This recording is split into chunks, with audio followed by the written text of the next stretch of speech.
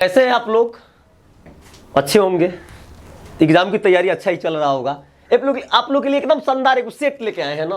अरे भैया, इंटर के विद्यार्थी एकदम ध्यान से देखेगा, इस पे मजा आने वाला है एकदम। देखते हैं पहला क्वेश्चन, कनिष्क का राज्यारोहण कब हुआ था? भैया कनिष्क का राज्यारोहण कब हुआ था?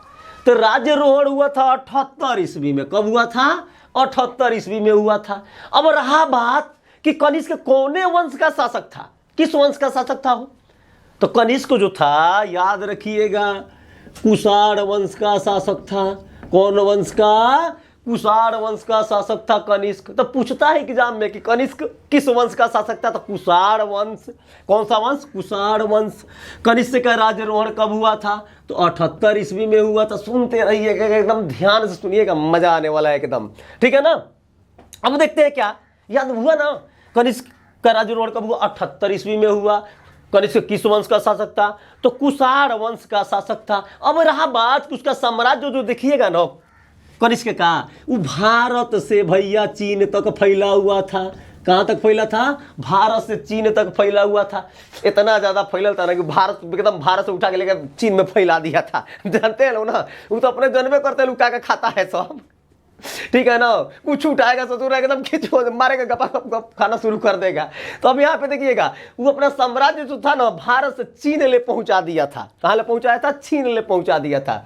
अब आते हैं क्या, सेकेंड नंबर क्वेश्चन, कि सिंधु घाटी सभ्यता में समाज का स्वरूप कैसा था?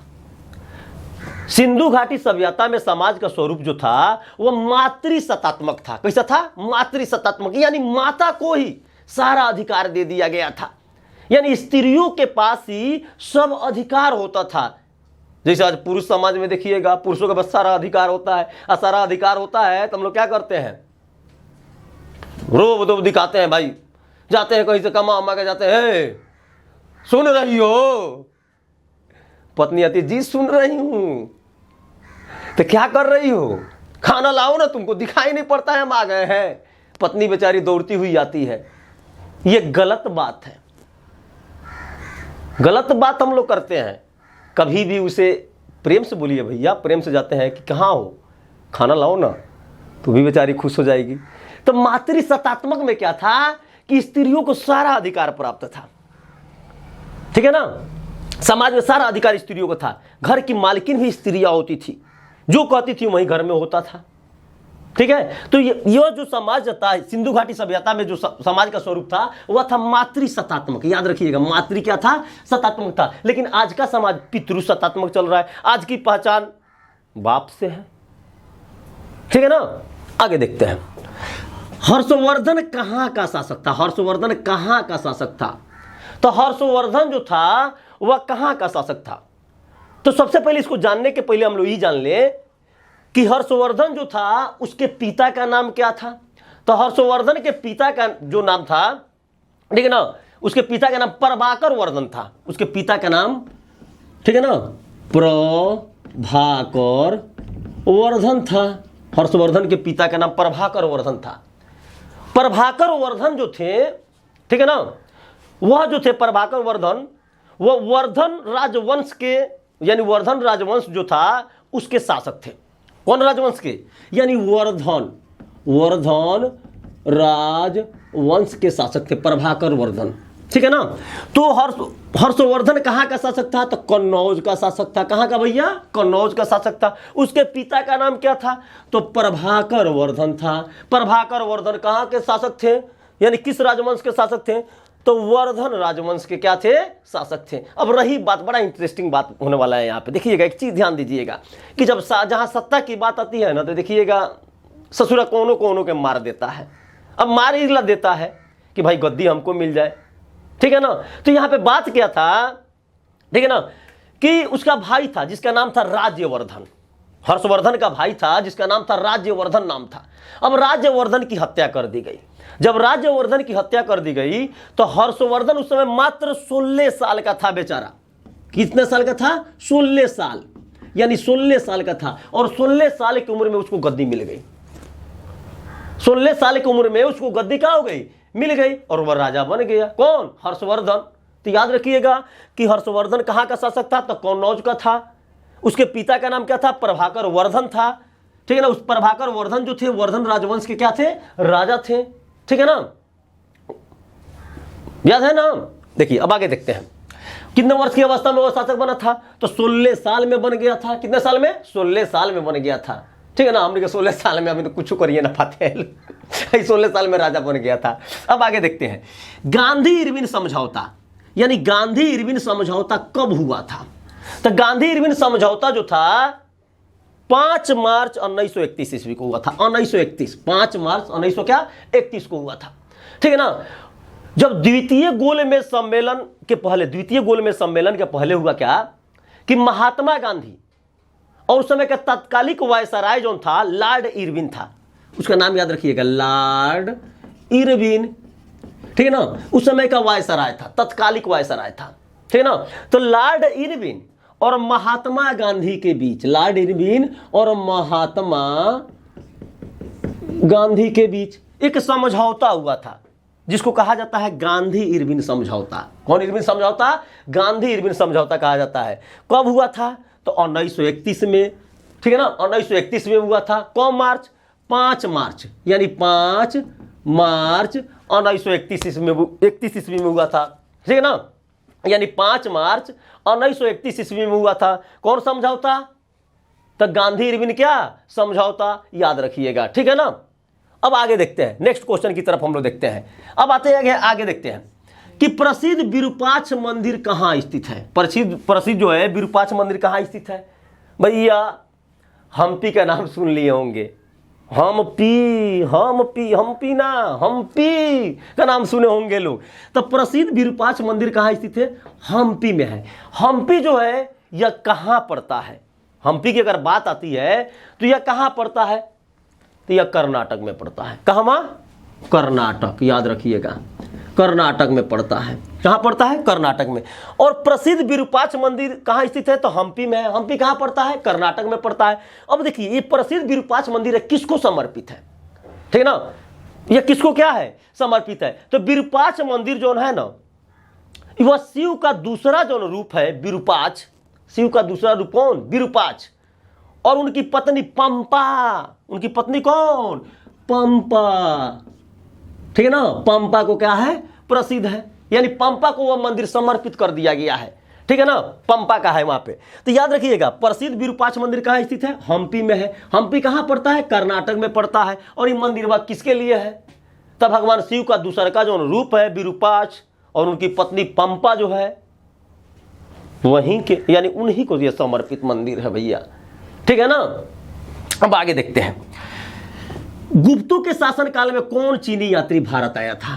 देखिए गुप्तों का जब शासनकाल की बात आती है, ठीक है ना, तो गुप्तों को काल को देखिएगा स्वर्ण काल भी कहा गया था। कौन काल कहा गया था, स्वर्ण काल कहा गया था, ठीक है ना, तो उसको स्वर्ण काल भी कहा गया था। तो गुप्तों के शासनकाल में कौन चीनी यात्री भारत आया था, तो फहियान आया था। कौन आया था, फहियान आया था, याद रहेगा ना, कौन आया था, फहियान। किसके शासनकाल में, तो गुप्तों के शासनकाल में जो चीनी यात्री आया था वह क्या था, फहियान था। अब रहा बात कि यहां पे देखिएगा एक चीज आप लोग को बताते हैं, ठीक है ना, कि फहियान जब आया था, फहियान, ठीक है ना, चाहे आगे छोड़िए उसको बात हटाइए पहले। तो गुप्त साम्राज्य का संस्थापक कौन था, तो श्रीगुप्त था, याद रखिएगा, इसको याद रखिएगा, एकदम मोस्ट है, श्रीगुप्त, यानी गुप्त साम्राज्य का संस्थापक कौन था, श्रीगुप्त था। और गुप्तों के शासनकाल में कौन चीनी यात्री भारत आया था, तो फहियान आया था। कौन, फहियान आया था, ठीक है ना। अब आगे देखते हैं, धम्म की शुरुआत किसने की थी। नेक्स्ट क्वेश्चन देखते हैं, धम्म की शुरुआत किसने की थी, तो भैया अशोक ने किया था। अशोक, धम्म की शुरुआत अशोक ने किया था। अशोक किया था, आपसे नहीं होगा उतना, ठीक है ना। क्या किया था उसने, 99 भाइयों की हत्या की। कितने भाइयों की, 99 भाइयों की हत्या किया था। और हत्या करके तब जाके वह शासक बना था। कौन, अशोक। उसी ने क्या किया कि धम्म की क्या किया, शुरुआत किया था। नाम सुनबे किए होंगे लोग पद्मा के, देखते फिदा हो गया तो ठीक है ना। वह क्या हुआ कि वह 99 भाइयों की हत्या किया, और 99 भाइयों की हत्या करके उसने क्या किया था, राजा बना था। कौन, अशोक। उसी ने धम्म की क्या किया, शुरुआत किया था। आगे बढ़ते हैं, प्रथम जैन संगीति कहां हुई थी, तो प्रथम जैन संगीति जो थी पाटलिपुत्र में हुई थी। कहां हुई थी, पाटलिपुत्र में। यानी प्रथम जैन संगीति जो थी वह पाटलिपुत्र में हुई थी। अब देखते हैं क्या कि यह जैन संगीति जो थी, प्रथम जैन संगीति, यह किसके शासनकाल में हुई थी, ठीक ना, यानी चंद्रगुप्त मौर्य।